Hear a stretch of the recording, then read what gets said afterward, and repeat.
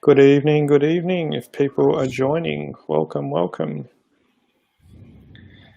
right, TWO is live.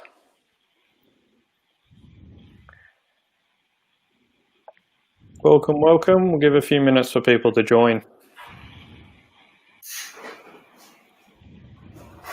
Hope everyone's enjoyed their Friday evening and is just about to get started. Pour some whiskey, sit back, relax.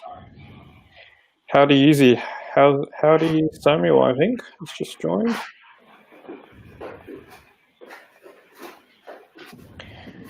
Cool. People are joining. Welcome. Good evening, everybody. I'm Oliver. We've got Chris and David here as well joining in tonight.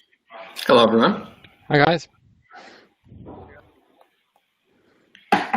So we'll just give it a couple more minutes. We'll let a few more people join, and then we got some fun announcements actually for everyone tonight on this Friday, this cool Friday Sydney evening.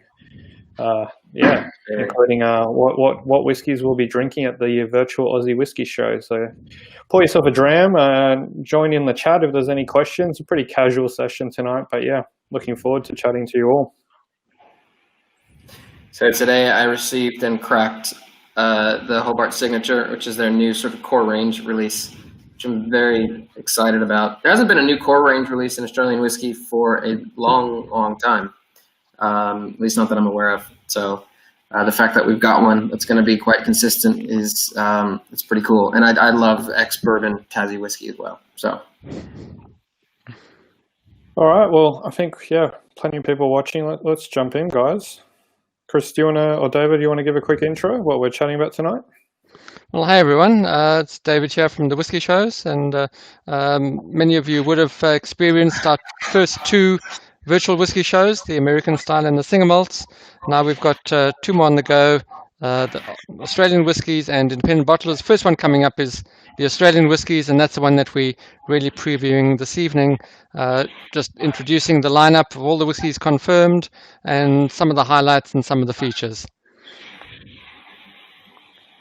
Thanks, David.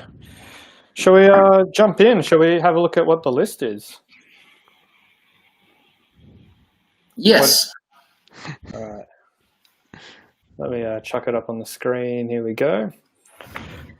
So we've got 18 Aussie distilleries. I think we actually ran the numbers just before. There's 42 Aussie distilleries who have whiskey out in the market already in Australia. So unfortunately, we couldn't include all of you. There's another 80 Aussie distilleries who have whiskey currently aging, maturing in barrels.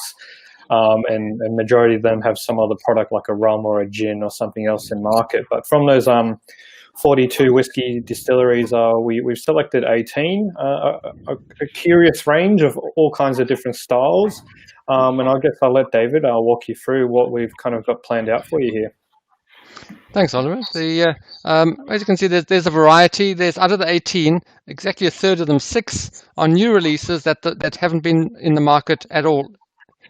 Some of them haven't even been bottled yet, which is quite exciting for us. You guys get to be the first ones to experience that through the videos and through the live streams. You'll hear more about those new whiskies hitting the market, and that's what the whisky shows, and especially the virtual whisky shows, are all about, is introducing new whiskies to you. There's a range of styles as well. There's at least 3 that are peated, besides the usual suspects of bourbon, sherry, and port. There's rum finish. There's obviously a couple of ryes as well. Something for everybody. And for those of you who haven't really dipped your toe into the water of Australian whiskies, this will give you a good snapshot across not only 18 different distilleries, but a whole lot of different styles, different regions from all over the country as well.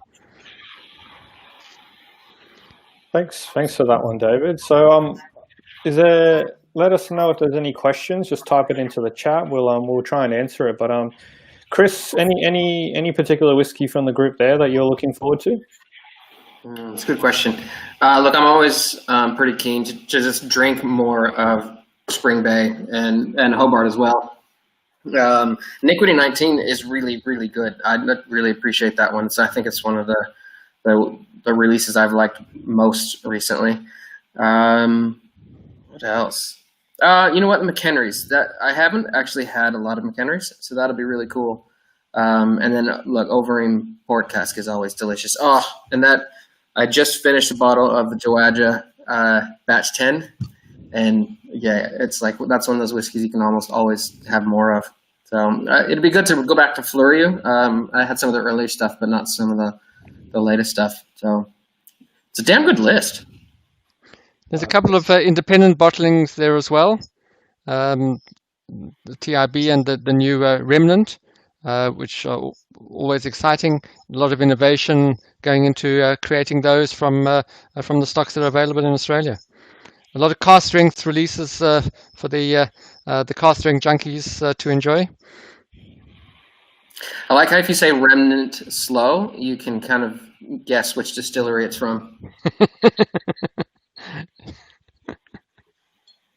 There's a few others that are super interesting. So out of the most newest whiskey that's actually just come of age, and I saw they posted up a photo yesterday or the day before on Facebook, is Backwoods. So Brie and Lee from Northern Victoria.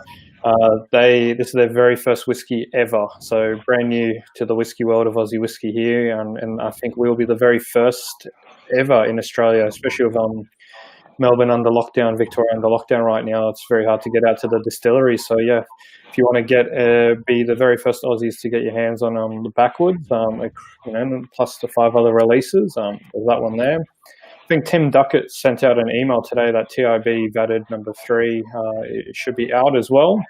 So if you want to try before you buy, there's always that sort of approach there, and that's kind of what we've designed the virtual whiskey shows here. So there's a mobile app, and you can download the app. Basically, each bottle that you can try will have a video of tasting notes from each distiller, walking you through it. And then for the actual show, we've got a couple surprises. But basically, there'll be a keynote session on the Friday night on the 7th of August.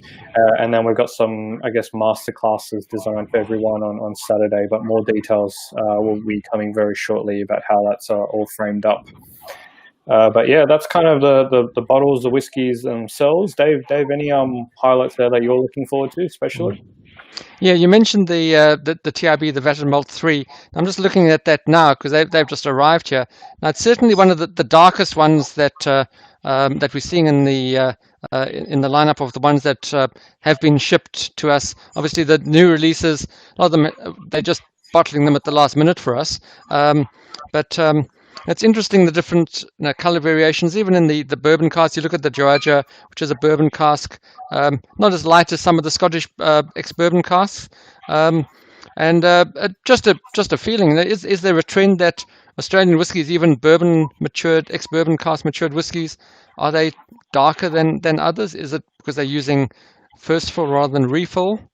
I'm just a thought sprang into my head. Do any of the Australian distilleries use spirit caramel as colouring? I think not, but I don't know. Yeah, it's an interesting point, actually, because this is, as I said, the Hobart signature. And it's hard to see here, but it is actually relatively dark, especially for a younger bourbon cask. It doesn't taste young, by the way. I kind of wonder if it's a little bit of recharring, because I think a lot of them might do a lot of retoasting, recharring of the barrels, which could easily be something that contributes a bit of color naturally. I love these questions coming through, and that sounds exactly the type of questions we'll be asking on the Friday and Saturday sessions of the distillers themselves joining in live. Yes, I'm trying to see which whiskies Larry's naturally gravitating towards.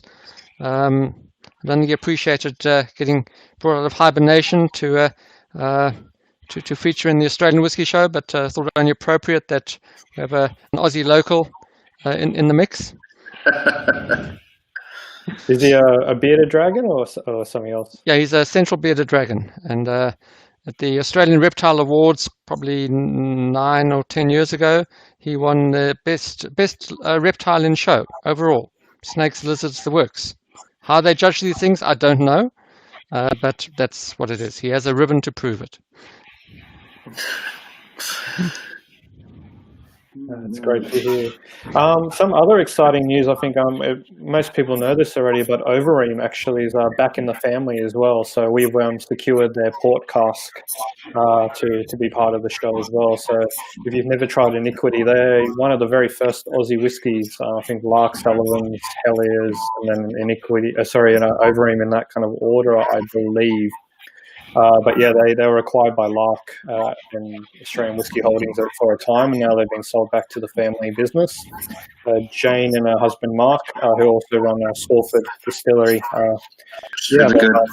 Really good whiskey. We went down there in Tassie December last year, Chris, and Heath. We tried some of the work in progresses. It's really great up and coming distillery, but great to have Overeem back in the family and a distillery that's joined the party. Yeah, it's really cool. I think it was a fun time down there, and seeing Jane and Mark and talking about what they're doing as sort of the second generation of distillers in the Overeem family. Like they're doing some really good stuff. It was what we tasted at Salford was a little bit like Overeem beefed up a bit, so which was actually quite nice. And there was some stuff that wasn't done maturing, but actually tasted really, really good. And so that, along with the other guys I know that we tasted, because we went to Spring Bay and we went to Hobart. There's some pretty cool stuff coming out of the second generation of Tassie whiskey, I think, and that's pretty exciting. So it'll be really cool to see what actually then happens to Overeem itself now that it's back in the Overeem family's hands. Yeah, I'm excited about that. Those of you who remember our very first whiskey show in 2012, we ran for a couple of years, I think 3 years, the Australasian Whisky Awards, just to really showcase the early days of Australian whiskies when there were only a handful of distilleries around. And we had over 30 submissions from all over the country, and blind tasted by a panel of 6 whiskey people from all over. And the Overeem actually won, took out the Supreme Award. And which Casey was, as Casey does, quite surprised and modest about, but just a tribute to the kind of work that they're doing down there, and really looking forward to what's coming out of the new generation and how that's going to be changing. Yep, exactly right. And I mentioned this earlier, and probably no one was even watching, but I'm really excited about people or distillers doing core ranges like this Hobart Signature that I just cracked.